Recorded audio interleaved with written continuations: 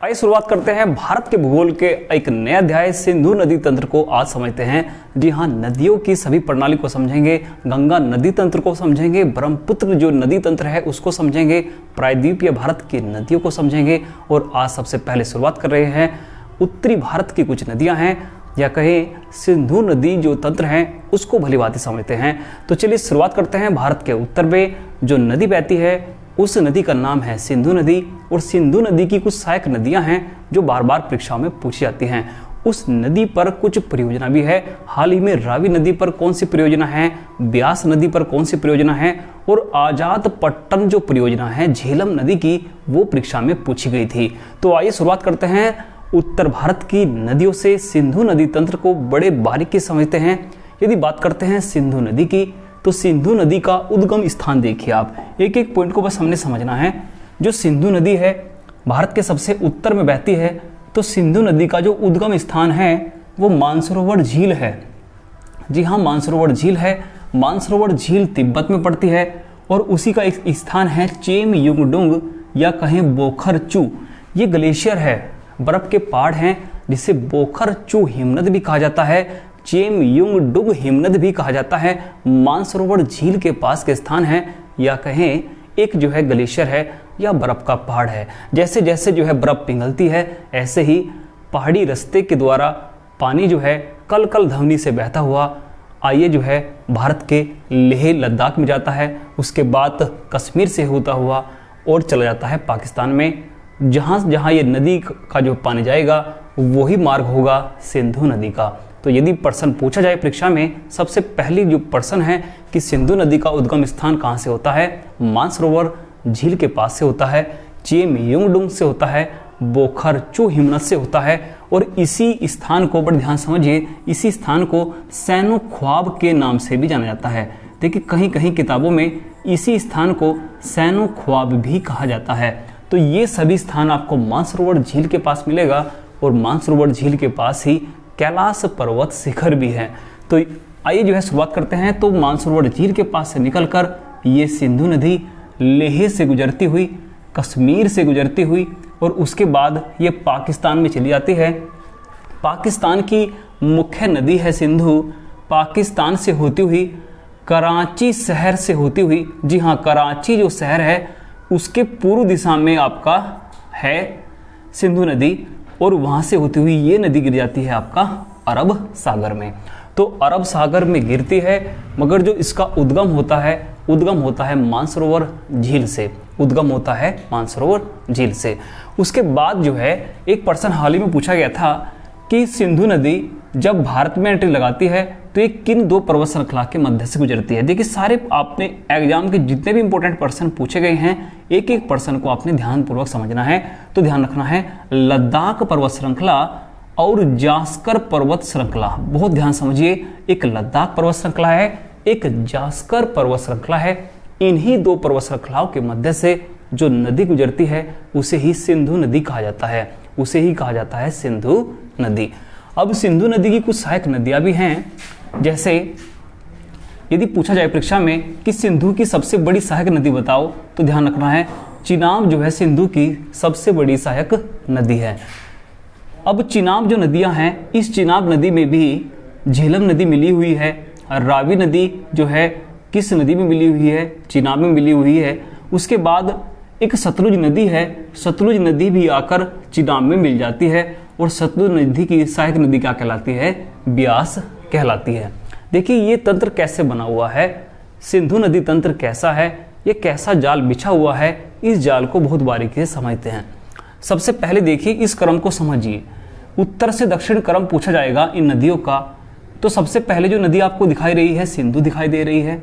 उसके बाद जो नदी दिखाई दे रही है झेलम दिखाई दे रही है। उत्तर से दक्षिण क्रम पहले ध्यानपूर्वक समझिए। उसके बाद जो नदी दिखाई दे रही है वो चिनाब है, और उसके बाद नदी रावी है, उसके बाद नदी का क्रम ब्यास है, और उसके बाद जो नदी है वो है सतलुज नदी, वो है सतलुज नदी। तो सभी नदी को हम बहुत बारीकी से पढ़ेंगे। पहले सिंधु की जो सबसे बड़ी सहायक नदी है, आइए जो है उसके बारे में समझेंगे। मगर नदी का एक कॉन्सेप्ट पहले अपने माइंड में बनाइए कि नदियाँ क्या हैं, नदी आकृति कैसे बनाती हैं, हिमालय की जो नदियां हैं आखिर वो कैसे आकृति बनाती हैं। देखिए परीक्षा में एक बहुत शानदार प्रश्न हाल ही में पूछा गया था कि पूर्ववर्ती नदियां कौन सी नदियां हैं। आप भी थोड़ा समझने का प्रयास करें। पूर्ववर्ती नदी आखिर कौन सी नदी है और सतत वाहिनी नदी आखिर कौन सी नदी है। यदि परीक्षा में पूछा जाए कि सतत वाहिनी, सतत, देखिए एक एक पॉइंट को हमने समझना है, बहुत ध्यानपूर्वक समझिए। आज का चैप्टर बड़ा इंपॉर्टेंट है, समझने लायक है। सतत वाहिनी कौन सी नदी होती है और असतत वाहिनी कौन सी नदी होती है। तो ध्यान रखना है, जिस नदी में लगातार ग्लेशियर का पानी, हिमनद का पानी आता है, या 12 वर्ष कहें, ठीक है, 12 माह कहें, लगातार जो है पानी चलता है, तो उसे सतत वाहिनी कहा जाता है। लगातार 12 माह जो है पानी रहता है, उसे सतत वाहिनी कहा जाता है। उत्तर भारत की नदियां सतत वाहिनी कहलाती हैं, या इनको सदा नीरा भी कहा जाता है। इनको क्या कहा जाता है? सदा नीरा, क्योंकि इनमें जो पानी आता है वो ग्लेशियर का पानी आता है। वो किसका पानी आता है? ग्लेशियर या हिमनद। जबकि प्रायद्वीपीय भारत की नदियां वर्षा पर निर्भर रहती हैं। प्रायद्वीपीय भारत की नदियां किस पर निर्भर हैं? वर्षा पर। देखिए प्रायद्वीपीय भारत एक ऐसा भारत होता है जो 3 ओर से पानी से घिरा हुआ होता है। प्रायद्वीपीय वो भारत जो 3 ओर से पानी से घिरा है। जैसे इस ओर का जो पानी है वो अरब सागर का पानी है, इस ओर का पानी बंगाल की खाड़ी का पानी है, बंगाल की खाड़ी का पानी है, और दक्षिण में जो पानी है वो हिंद महासागर का पानी है, वो है हिंद महासागर। 3 ओर से भारत का हिस्सा जो पानी से घिरा हुआ है उसे प्रायद्वीप भारत कहा जाता है, उसे अंतरीप भारत कहा जाता है। इसी भारत को प्रायद्वीप भारत, या यही भारत आपका अंतरीप भारत कहलाता है। तो अंतरीप भारत की जो भी नदी आपको मिलेगी, चाहे गोदावरी है, चाहे कृष्णा है, चाहे कावेरी है, चाहे नर्मदा है, वो नदियाँ असतत वाहिनी कहलाएंगी, क्योंकि वे नदियाँ वर्षा के जल पर निर्भर है। जी हाँ, वे नदियाँ वर्षा के जल पर निर्भर हैं। 12 माह लगातार उन नदियों में पानी नहीं बहता है, तो वे कहलाती है असतत वाहिनी। जबकि उत्तर भारत की नदियाँ, या कहें हिमालय पर्वत से निकलने वाली नदियाँ, या कहें हिमालय पर्वत से निकलने वाली नदियाँ सतत वाहिनी कहलाती हैं। और आज का जो अध्याय है वो सिंधु नदी तंत्र को लेकर है, हिमालय से निकलने वाली नदियों को लेकर है। तो जो हिमालय से नदी निकलती हैं उन्हें सतत वाहिनी कहा जाता है, सदा नीरा उन्हें कहा जाता है। और ये जो है, जैसे इनका मार्ग पहले था, देखिए उत्तर में हिमालय पर्वत है, उत्तर में कौन सा पर्वत है? हिमालय पर्वत है।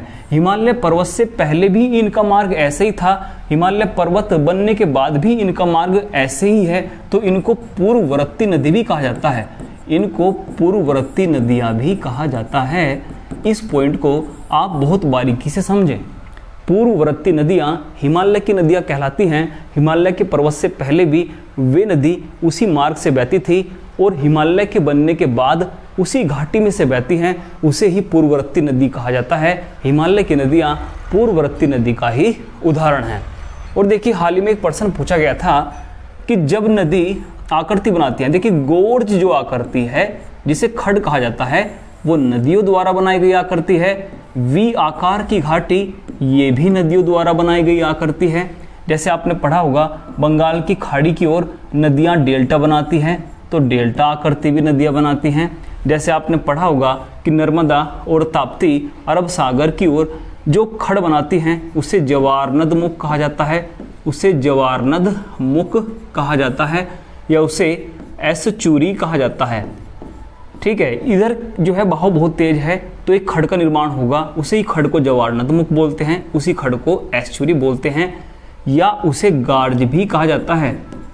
उसे क्या कहा जाता है? गार्ज। तो जो ये आप आकृति देख रहे हैं ये सब नदियों द्वारा बनाई गई आकृति है। वी आकार की घाटी परीक्षा में बहुत पूछी जाती है। वी आकार की घाटी भी नदियां बनाती हैं, गोर्ज भी नदियां बनाती हैं, जवारनद मुख एक खड़ भी नदियां बनाती हैं, उसी को एस्चुरी कहा जाता है, या उसी को कहा जाता है गोर्ज। जबकि डेल्टा बनता है आपका किस ओर? बंगाल की खाड़ी की ओर। डेल्टा होता है एक मिट्टी का ढेर। जब नदियां बंगाल की खाड़ी में गिरेंगी तो एक जो है चढ़ाई पर जो है चढ़कर गिरती हैं, तो वहां पर जितनी भी लाई हुई मिट्टी है सब जो है किनारे पर छोड़ देती हैं, उसी मिट्टी से बनता है डेल्टा। तो डेल्टा बनता है आपका किस साइड में? बंगाल की खाड़ी की ओर। ठीक है, अब हाल ही में देखिए एक प्रश्न पूछा गया था कि नदी का जो ये विसर्प मार्ग है, देखिए नदी आपको ऐसे दिखाई देंगी, नदी जब बहती है आपको ऐसे दिखाई देंगी, इसे विसर्प कहा जाता है।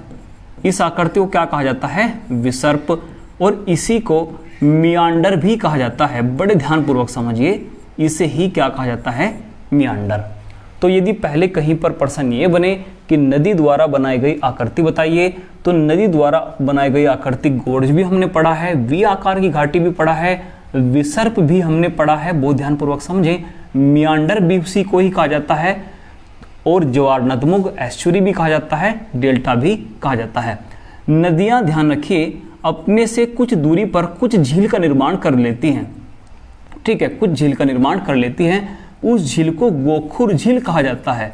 उस झील को क्या कहा जाता है? गोखुर झील कहा जाता है।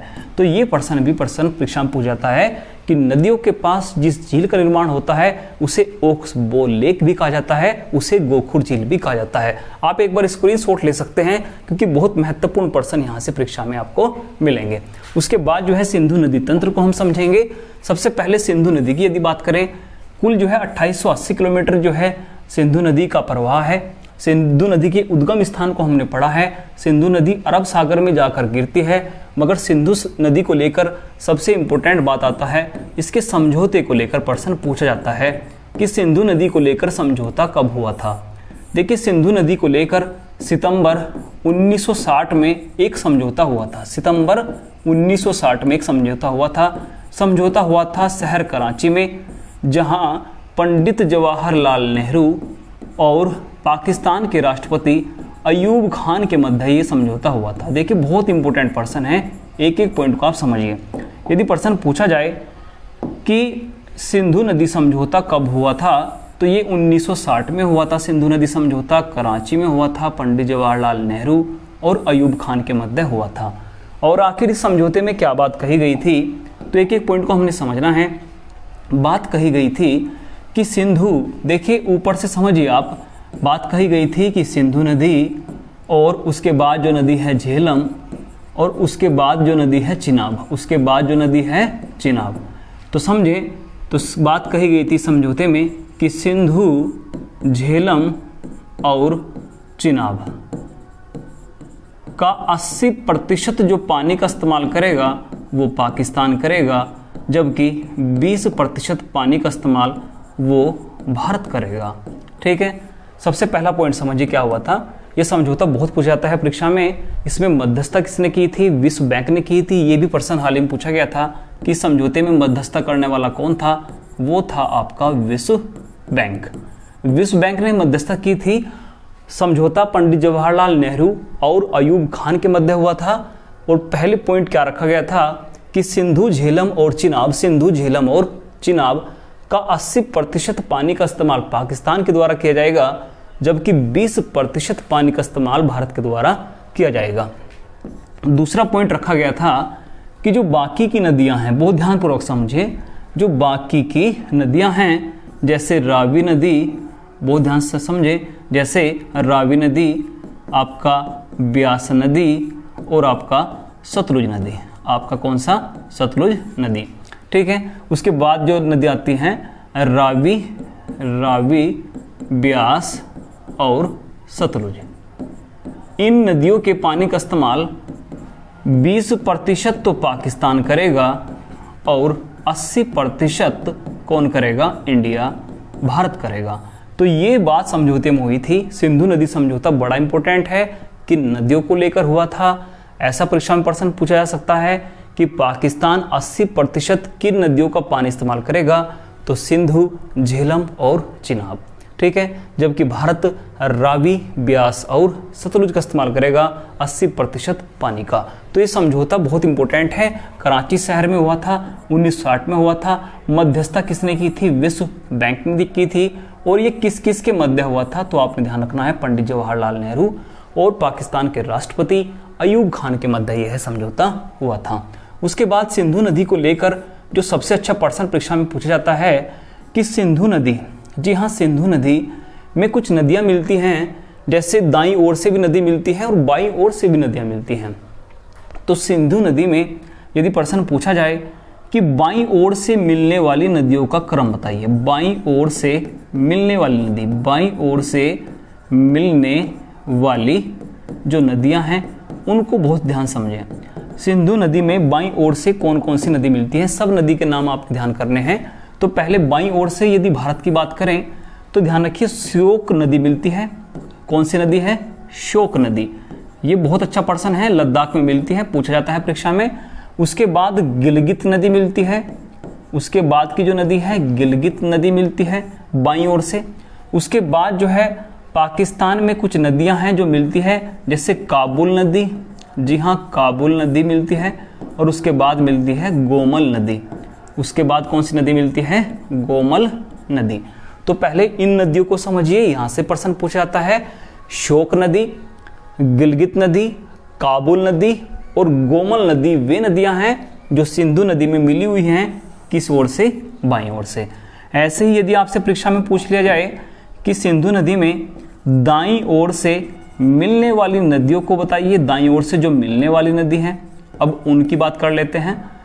तो दाईं ओर से जो नदी मिलती है तो सबसे पहले उन नदियों में एक नदी जो है यहाँ पर आपको मिलती हुई दिखाई देगी, उसे जास्कर नदी कहा जाएगा। उसे क्या कहा जाएगा? जास्कर नदी। उसके बाद एक और नदी जो है इसी के पास से मिलेगी, उसे सिगार नदी कहा जाएगा। देखिए दोनों इंपॉर्टेंट नदियां हैं भारत में। दाईं ओर से सबसे पहली कौन सी नदी मिलती है यदि बात सिंधु की कर ली जाए, क्योंकि लेह से होकर सिंधु बहती रही है, जब मानसरोवर झील से निकली है। उसके बाद लेह में बाईं ओर से सबसे पहले मिली थी श्योक नदी। जी हाँ श्योक जो है बहुत इंपॉर्टेंट है। और दाईं ओर से सबसे पहले मिलती हैं जास्कर और शिगार नदियां, जास्कर और शिगार। उसके बाद इसी सिंधु नदी में आपको चिनाब मिलती हुई दिखाई देगी। ठीक है, कौन सी नदी मिलती हुई दिखाई देगी? चिनाब नदी मिलती हुई दिखाई देगी। इसी चिनाब नदी में फिर संगम होता है जैसे झेलम का, इसी चिनाब नदी में संगम होता है जैसे रावी का। इसी चिनाब नदी में मिलती हैं सतलुज नदी। सतलुज नदी भी चिनाब नदी में ही मिल रही है। और ब्यास नदी भी किस में मिल रही है? आपका सतलुज में। ठीक है, तो ये संगम है, इनको ध्यान रखिए। चिनाब, ठीक है। उसके बाद आपने ध्यान रखना है झेलम, रावी, ब्यास और सतलुज। और कौन सी नदी है? सतलुज है। तो ये ध्यान रखना है, ये दाईं ओर से मिलने वाली नदी है। ये है दाईं ओर से मिलने वाली नदी। तो यहां से आपको बहुत प्रश्न मिलेंगे। एक बार आप स्क्रीनशॉट ले सकते हैं सिंधु नदी को लेकर, कहां से जो है उद्गम स्थान था, कैसे जो है सिंधु नदी को लेकर समझौता हुआ है। तो ये प्रश्न जो है बहुत अच्छा प्रश्न है, आपसे परीक्षा में पूछा जाएगा। उसके बाद यदि बात करते हैं तो अगली जो नदी है वो भी बहुत इंपॉर्टेंट है। यदि बात कर ली जाए तो परीक्षा में जैसे बार बार कुछ नदियों के बारे में पूछा जाता है, जैसे झेलम नदी को लेकर बहुत प्रश्न पूछे जाते हैं। झेलम नदी आप भी जो है बड़े ध्यान पूर्वक समझिए, झेलम नदी से क्या क्या प्रश्न आते हैं। झेलम नदी को यदि पूछा जाए पुराणों में किस नाम से जाना गया है, तो आपने ध्यान रखना है वितस्ता इसी को कहा गया है। किस नदी का नाम है? झेलम नदी का नाम है वितस्ता। यदि पूछा जाए उद्गम स्थान, देखिए उद्गम स्थान बहुत इंपॉर्टेंट है झेलम नदी का। बैरी नाग झील, जी हाँ बैरी नाग झील उद्गम स्थान है जम्मू कश्मीर में, या कहें शेष नाग झील, या कहें शेष नाग झील किस नदी का उद्गम स्थान है? तो आप कहोगे झेलम का उद्गम स्थान है। उसके बाद श्रीनगर किस नदी के तट पर बसा है? झेलम के तट पर बसा है। वुलर झील, ध्यान रखिए बहुत खास है, वुलर झील भी किस नदी पर है? तो वो भी आपका झेलम पर है। उसके बाद झेलम से प्रश्न पूछा जाता है, ये प्रश्न जो है सबसे शानदार है कि किशन गंगा, जी हाँ किशन गंगा किसकी सहायक नदी है? तो किशन गंगा को ही पाकिस्तान में नीलम नदी कहा जाता है, पाकिस्तान में नीलम नदी कहा जाता है। और ये झेलम की सहायक नदी है। ये किसकी सहायक नदी है? झेलम की सहायक नदी है। ये प्रश्न पूछा जाता है कि पाकिस्तान में किस नदी को नीलम कहा जाता है? वो किशन गंगा को कहा जाता है। और ये देखिए सबसे शानदार प्रश्न कि आजाद पट्टन परियोजना जो पाकिस्तान ने चीन के सहयोग से बनाई है वो किस नदी पर बनाई है? आज़ाद पट्टन परियोजना बहुत खास प्रश्न है, तो ये ध्यान रखना है, ये झेलम नदी पर बनाई गई परियोजना है। झेलम नदी पर बनाई गई परियोजना है। इसी झेलम नदी की यदि बात करें तो यहीं पर तक्षशिला विद्यालय भी है। जी हाँ, तक्षशिला विश्वविद्यालय ये भी इस नदी के किनारे ही था, यदि बात करें तक्षशिला की। तो सारे प्रश्न बहुत इंपॉर्टेंट है, आप एक बार स्क्रीनशॉट लीजिए। झेलम नदी को लेकर कितना अच्छा प्रश्न जो है परीक्षा में पूछा जाता है। और इसी नदी पर जो एक महत्वपूर्ण परियोजना है उसी को तुलबुल भी कहा जाता है। तुलबुल परियोजना, तुलबुल परियोजना किस नदी पर है? जो ये तुलबुल नदी बांध परियोजना है तो ये भी किस नदी पर है? तो ध्यान रखना है, ये आपका झेलम पर है। ये आपका किस नदी पर है? झेलम। सारे पॉइंट आप क्लियर करिए कि झेलम नदी को पुराणों में वितस्ता कहा गया है। जी हाँ, झेलम नदी बैरीनाग झील, शेषनाग झील से निकली है। ये कश्मीर की है, कश्मीर की बैरीनाग शेषनाग झील से निकली है। उसके बाद वुलर झील श्रीनगर किस पर है? झेलम पर बसा है। किशनगंगा किसकी सहायक नदी है? तो किशनगंगा झेलम की सहायक नदी है। आज़ाद पट्टन परियोजना की बात करें या तुलबुल परियोजना की बात करें तो वो जो है आपका झेलम नदी पर है। तक्षशिला महाविद्यालय जो विश्वविद्यालय था पाकिस्तान में, तो वो भी किस नदी किनारे था? वो भी झेलम नदी किनारे था। बात करें किस नदी किनारे था? झेलम नदी के किनारे था। आइए जो है अगली नदी की बात करते हैं। देखिए, सभी नदी से बहुत अच्छे प्रश्न परीक्षा पूछ जाते हैं, इन प्रश्नों से बाहर कोई प्रश्न नहीं आएगा। चिनाब नदी की बात कर लेते हैं। ये सिंधु की सबसे बड़ी सहायक है। यदि बात करें तो सिंधु की सबसे बड़ी सहायक नदी, सिंधु की सबसे बड़ी सहायक नदी की यदि बात कर लेते हैं कि सिंधु की सबसे बड़ी क्या नदी है? ये सहायक नदी है, ये है सहायक नदी। उसके बाद बात कर लेते हैं इसका उद्गम स्थान। उद्गम स्थान बहुत पूछा जाता है। उद्गम स्थान है बड़ा लाचा दर्रा, बड़ा लाचा दर्रा। ये बड़ा लाचा दर्रा आपको हिमाचल प्रदेश में दिखाई देगा। और हिमाचल प्रदेश में इस नदी को पहले चंद्रभागा नाम से जाना गया है। हिमाचल प्रदेश में किसके नाम से जाना गया है? चंद्रभागा। इस पॉइंट को आप इंपॉर्टेंट मानिए क्योंकि ये प्रश्न भी बहुत बार परीक्षा में पूछा गया है कि हिमाचल प्रदेश में किस नदी को चंद्रभागा कहा गया है। तो ध्यान रखिए, चिनाब नदी को कहा गया है। जबकि पुराणों में इसी नदी को, जी हाँ बात कर रहे हैं चिनाब की, इसी नदी को असीकनी कहा गया है। बहुत अच्छा प्रश्न है कि असीकनी पुराणों में किसे कहा गया है? जैसे वितस्ता हमने पढ़ा है झेलम को कहा गया है, ऐसे ही असीकनी चिनाब को कहा गया है। और इस पर कुछ महत्वपूर्ण परियोजनाएं हैं। उन परियोजना की बात करें तो कुछ परियोजनाएं आपको मिलेगी, जैसे सलाल परियोजना। सलाल परियोजना पूछा जाता है किस नदी पर है? चिनाब नदी पर है, जम्मू कश्मीर में है। उसके बाद बगलिहार परियोजना। देखिए, परियोजना ही परीक्षा में बहुत पूछी जाती हैं। और उसके बाद दुलहस्ती परियोजना, उसके बाद है दुलहस्ती परियोजना। ये तीनों परियोजना का संबंध जम्मू कश्मीर से है। और यदि पूछा जाए कि किस नदी पर ये परियोजनाएं हैं तो यह ध्यान रखना है, चिनाब नदी पर ये परियोजनाएं हैं। एक बार और समझें, सिंधु की सबसे बड़ी सहायक नदी की बात करें वो चिनाब है। उद्गम स्थान बड़ा लाचा दर्रा है हिमाचल प्रदेश का। इसी नदी को हिमाचल प्रदेश में चंद्रभागा कहा गया है। पुराणों में यदि बात करें असीकनी कहा गया है। बहुत अच्छा प्रश्न है, असीकनी पुराणों में किस नदी का नाम है? ये चिनाब का नाम है। और यदि परियोजना की बात करें तो सलाल परियोजना, बगलिहार परियोजना और दुलहस्ती परियोजना किस नदी पर है? तो बहुत शानदार प्रश्न बनेगा, ये परियोजना चिनाब नदी पर है। तो आप एक बार स्क्रीनशॉट लीजिए। उसके बाद दूसरी नदी की बात करते हैं। सारी नदियां अपने आप में एक महत्व रखती हैं। अगली नदी की यदि बात करें, देखिए हमने झेलम के बारे में पढ़ा, हमने चिनाब के बारे में पढ़ा, और अब एक शानदार नदी की बात करें जिसे रावी नदी कहा गया है। जिसे क्या कहा गया है? रावी नदी। अब सबसे महत्वपूर्ण बात है इस नदी का उद्गम स्थान। तो इस नदी का उद्गम स्थान रोहतांग दर्रा है। जी हाँ, रोहतांग दर्रा।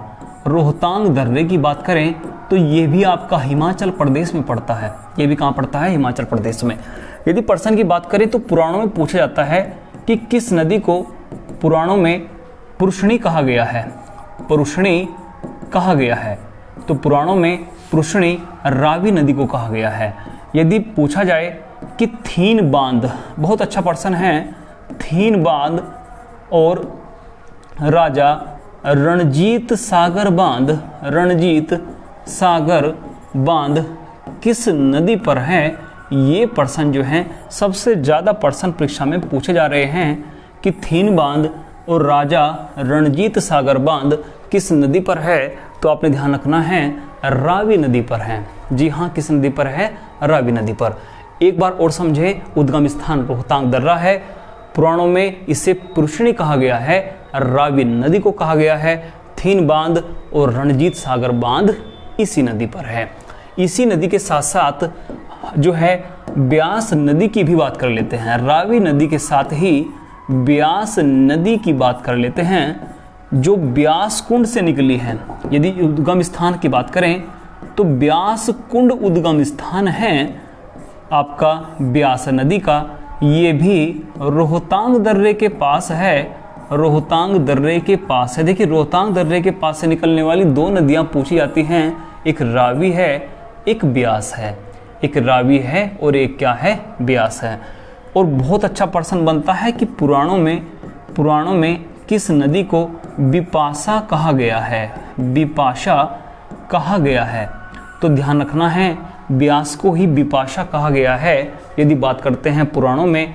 और यदि बांध की बात करें तो पोंग डैम पूछा जाता है परीक्षा में। पोंग डैम किस नदी पर बना है? तो पोंग डैम किस नदी पर बना है? ब्यास नदी पर बना है। और ब्यास नदी किस नदी में मिलती है? तो ये मिलती है सतलुज नदी में। ये मिलती है कहाँ? सतलुज नदी में। तो पहले आप स्क्रीनशॉट लीजिए, इतना ही बहुत है आपकी पढ़ाई के लिए, बिल्कुल सिलेक्टेड पर्सन है। ब्यास नदी के बारे में हर पॉइंट आपके सामने है। ऐसे ही रावी नदी के बारे में भी प्रश्न पूछे जाते हैं। और सबसे लास्ट जो नदी है यदि उसकी बात करें तो सतलुज नदी। देखिए, सतलुज नदी की बात करें, सतलुज नदी का उद्गम स्थान यदि बात करें तो वो राकस ताल है। उद्गम स्थान राकस ताल है। जी हाँ, उद्गम स्थान की बात करें तो उद्गम स्थान राकस ताल है, जिसे राक्षस ताल भी कहा जाता है। सतलुज नदी बहुत अच्छा प्रश्न लेकर आती है। यह हिमाचल प्रदेश और पंजाब से गुजरती है और इसी नदी पर हरिके बैराज बना है। इसी नदी पर हरिके बैराज बना है। हरिके बैराज से ही इसी नदी पर एक बैराज बना है जिसे हरिके बैराज कहा गया है। और उसी से ही इंदिरा गांधी नहर निकलती है। इंदिरा गांधी नहर निकलती है। उसी से कौन सी नहर निकलती है? इंदिरा गांधी नहर। इसी बैराज के पास एक झील है जिसे गोविंद सागर कहा जाता है, जिसे गोविंद सागर कहा जाता है। और हिमाचल प्रदेश पंजाब के बॉर्डर पर ही इसी नदी पर भांकड़ा नागल बांध बना है। भांकड़ा नागल बांध बना है। और इस नदी की सबसे शानदार बात पढ़ रहे हैं कि पुराणों में इसे सतुद्री कहा गया है। पुराणों में इसे क्या कहा गया है? सतुद्री कहा गया है। परियोजना को हमने पढ़ा, भांकड़ा नागल डैम को हमने पढ़ा। अब एक परियोजना और पूछा जाता है परीक्षा में कि नाथपा झाकरी परियोजना, नाथपा झाकरी परियोजना किस नदी पर है? तो नाथपा झाकरी परियोजना भी यदि बात करें तो वो परियोजना भी है सतलुज नदी पर। देखिए, सारे अध्याय को हमने समझा है। पंचनद जो नदियां हैं सिंधु में मिलने वाली, सभी के क्रम को हमने पढ़ा है। तो उम्मीद है आपने सभी प्रश्नों को बहुत जो है अच्छी तरीके से समझा होगा। देखिए, सारे प्रश्न अपने आप में अहम हैं। राकस ताल उद्गम स्थान था सतलुज नदी का, ठीक है। ब्यास कुंड जो है स्थान था ब्यास नदी का। रोहतांग दर्रा के पास से रावी निकली है। बड़ा लाचा दर्रा के पास से चिनाब निकली है, इसे ही चंद्रभागा कहा गया है। जबकि बैरीनाग शेषनाग झील से झेलम निकली है। तक्षशिला हमने इसी पर पढ़ा है। और झेलम की सहायक नदी किशन गंगा है। बहुत अच्छा प्रश्न पूछा जाता है। देखिए, एक मिठनकोट स्थान है जहाँ पर सभी नदियों का मिलन होता है पाकिस्तान में। उसके बाद ये नदी जो है सिंधु में मिल जाती हैं। तो ये मिठनकोट स्थान भी बहुत इंपॉर्टेंट है, ये भी परीक्षा में पूछा जाता है। देखिए जितना भी सिंधु नदी तंत्र है बहुत बारीकी से हमने समझा है। उम्मीद है आपने वीडियो पसंद आया होगा। किसी ना किसी ग्रुप में शेयर कीजिए। सारा सिंधु नदी तंत्र है, 1 से 2% इसी वीडियो से आपको मिल जाएगा। तो चैनल को सब्सक्राइब कीजिए, वीडियो को शेयर कीजिए। मिलते हैं भारतीय भूगोल की एक नई वीडियो में। आज के लिए धन्यवाद।